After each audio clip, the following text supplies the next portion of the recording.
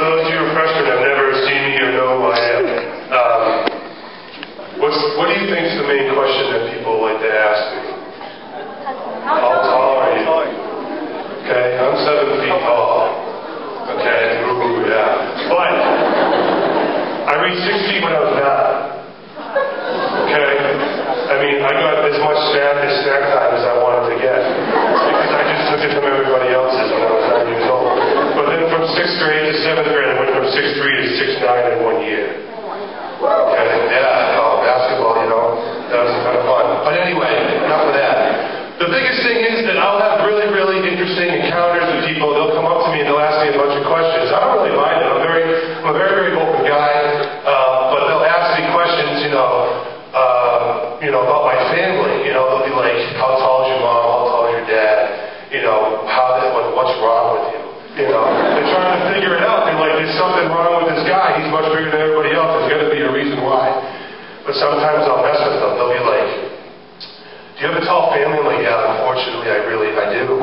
They're like, what do you mean, unfortunately? I'm like, well, I'm the shortest one in my family. They're like, what? I'm like, oh, yeah, I'm the shortest one in my family. I hate going home. I hate going home and getting beat up by my brothers and sisters every day. It's awful. They're like, wait, do you have sisters that are bigger than you? I'm like, yeah, I have a couple sisters bigger than me. I mean, their beard is about half as long as mine. Okay? But and then when I go to family reunions, we play Red Rover, and I lose every single time because everybody is a lot bigger than me. So I'll just mess with people in that sort of sense. I mean, it's a lot of fun. But the thing is, I'll have a really, really interesting encounters with my kids because to them it's like fantasy. Like they're like, it's almost like they climb the beanstalk and all of a sudden here I am, And it's actually about a month ago now, I went to Christmas tree shop. Man, pretty good. It's pretty good deals, all right? So I'm in Christmas tree shop with my girlfriend, and all of a sudden there's this woman who looks over to me and she says, hey, can you get this for me? I called someone at the register, I can't get it on the shelf. I said, sure. It's like these lampshades. I went over, I got them, and I'm like holding them for her, pretending I'm a lamp, see what it looks like in my hand, and stuff like that. She has her daughter with her. And she's just staring at me, and I know she's in awe, she's a really, really cute little girl, probably like 6 years old, 7 years old. And she's looking at me, talking to mother and everything like that. And all of a sudden, I'm starting to walk away. And the girl goes, Mom. And I'm listening, and the girl mother's like, yeah, she's like, is that Paul Bunyan? And I started laughing, and then the mother's like laughing too. The mother almost was like, you know what? I'm not sure if that is Paul Bunyan or not, but that's exactly what he would look like. So my girlfriend went into the aisle. Is anybody here a baber? Call their girlfriend babe? No, yes, no, boyfriend, girlfriend sort of thing. Well, Paul Bunyan's ox's name was Babe. Okay? Babe the Blue Ox. So I'm looking, my girlfriend like, Dave, and all of a sudden the girl's like, it is Paul Bunyan, he's looking for his blue ox. And I go to the girl and say, don't talk about my girlfriend like that. Take this like a credibility to the show and you can get it yourself. So I have interesting encounters, like that. People ask me, like, are you a professional football player? Do you play for the Patriots? I'm like, no, I'm only, 20 years old, 21 years old. Like every year, I get it. But, yeah, do you mind turning on the computer? Thank you. I don't really blame them, though, because I'm going to show you guys a couple pictures. I get questions all the time, and the biggest thing that I get is about driving. How the heck do I fit into any sort of car? I'll tell you what, on my way over here, I saw a smart car. Okay? And what I've always wanted to do is run into that car sideways as fast as I can. Because when that car accident happens and the police come, they're going to be, what happened? Like, where's the other car? Was this a hit and run? He's like, yeah, a guy hit me and ran away. A guy came over and flipped your car over? He's like, yeah. So, but the thing is, and I was thinking about it more, how silly smart cars could actually be. I think it'd be pretty convenient for me, though. If I made that car just so I could fit in it, like my own sort of little golf cart, and I couldn't find a parking space, but God forbid with those you could park anywhere, but if I big that I could open both doors and roll down the window, and they kind of slip my arms through and wear like a backpack wherever I go. You know what I mean? I think that would be just really convenient for me. Either that or Mini Cooper's a little bit bigger, but I think I'd be able to manage that on longer trips. You know. But the thing about me being younger, let me show you a picture of me when I was young. Okay.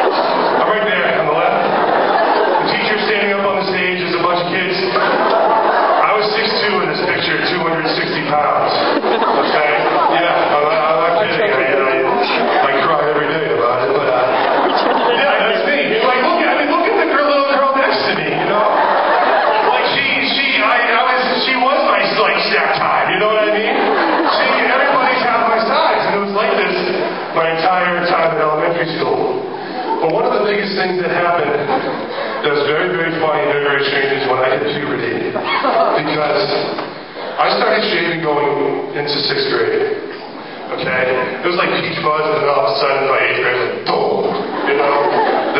That was like the school mascot, the Mountaineers. They were like little mountain. But when my voice changed, though, okay? When my voice changed, that was probably one of the funniest things you could witness, because I'd be talking, like I was at the dinner table, I'd be like, "Hey Mom, can you pass the gravy? Pass the gravy, Mother." And I'm 11 years old, and my parents would be like, think I'm like Damien from, the movie The Omen, because I'm like 11 years old, and I'm like talking that deep, Or like I'd be during a spelling bee or something like that, and they'd be like my term, and they'd like, spell apple, man. I'd be like, apple, A-P-P, apple, give me one now. So it was interesting, I was the really different kid in that sort of situation in the class. But another thing that happens to me though is like, when I go somewhere, you guys, by the way, the Bruins won the Stanley Cup. Yeah! I went to the Bruins parade, and I was walking through the crowd of like 1 million people, and then all of a sudden the crowd of 1 million people just kind of started slowly, as I went by, they were looking at me. And like weird things happen when I go, you can ask any of my friends, weird things happen when I go places with my friends. And all of a sudden my friend, he's kind of drunk, drops his cell phone down a storm drain, okay? It's BlackBerry. But you could see it there, sitting on like a pile of goop. But it was like dried up goop, it was there, you couldn't reach it. Policeman comes over and says, you're going to have to wait till the end of the day when this place clears out to get that back. And my friend's like, oh, damn, like, I can't get my cell phone. And all of a sudden, like, everybody kind of looks at me. And I'm like, I can't fit in there. So then all of a sudden, this woman who's absolutely wasted across the street, she's like, the big guy can pick up the storm drain. Okay? So I'm like, oh, no, I can't. I've seen machines come over and pick these things up. And the cop's like, yeah, they're 440 pounds, okay? And I'm like, okay. And then there's a banner over and everything like that. So all of a sudden, everybody starts cheering. They're like, pick it up, pick it up. So I'm like, oh, I know, I was like scared. So I went on my hands and knees and picked it up, and I started going like, I'd be like, then I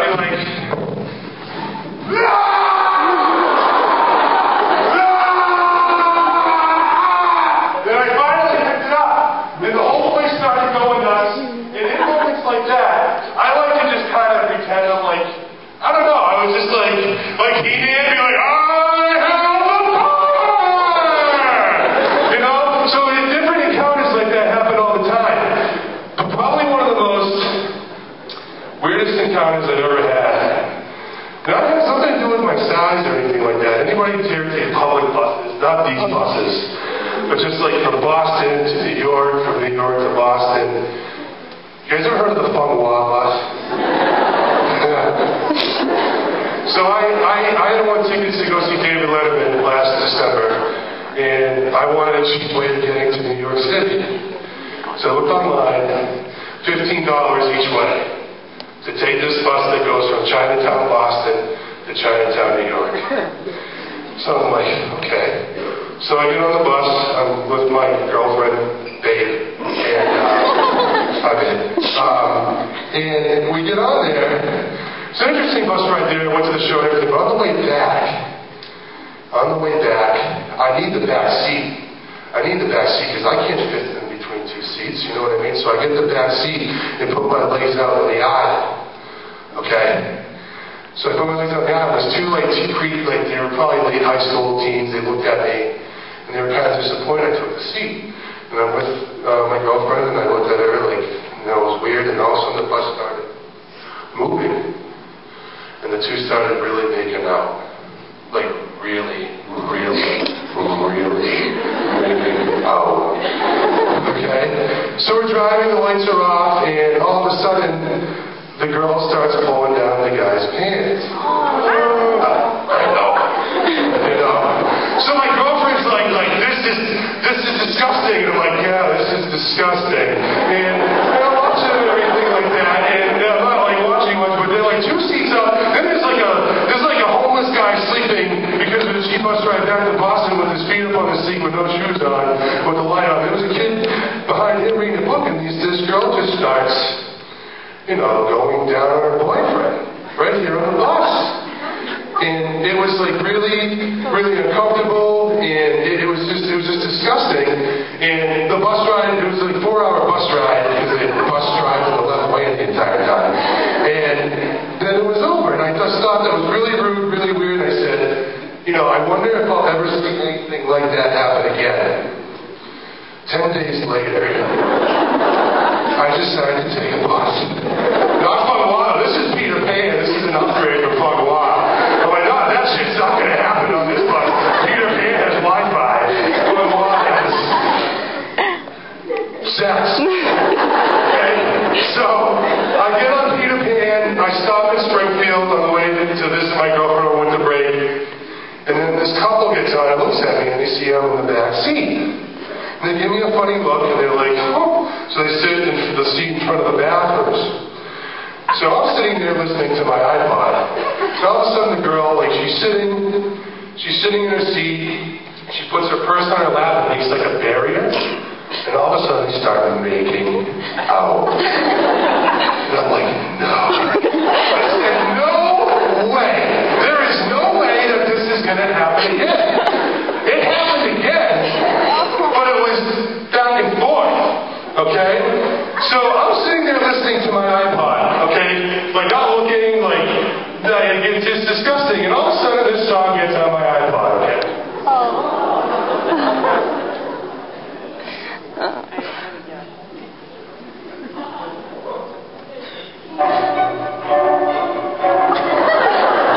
And I'm looking at him, and all of a sudden the girl looks at me in the eye. She turns around and she's looking upstairs, she looks me in the eyes, and all of a sudden she smiles. I'm getting really freaked out. I'm getting so freaked out. And she starts giving her boyfriend a hand job, And she's kind of going in sync with the music. So it's getting faster and faster. Okay, faster and faster and faster. And in my head, I'm like, oh my God, this isn't happening. I just saw this on the Fung Wah bus, but this doesn't happen on Peter Pan, trust me. But she's going faster and faster. She's going crazy. She's going faster and faster. She's doing it again. And I'm like, oh my God, I feel like a part of this. I feel like I'm contributing to this somehow. Stop. I have a girlfriend paying for me. Stop doing this. And all of a sudden, when the song is getting faster and faster, towards the end, it's about to stop. She's going faster and faster and faster. And all of a sudden, she stops and looks down. Okay? That's how the song. She looks down at her hand. And she looks at her hand, and it glistens in the light.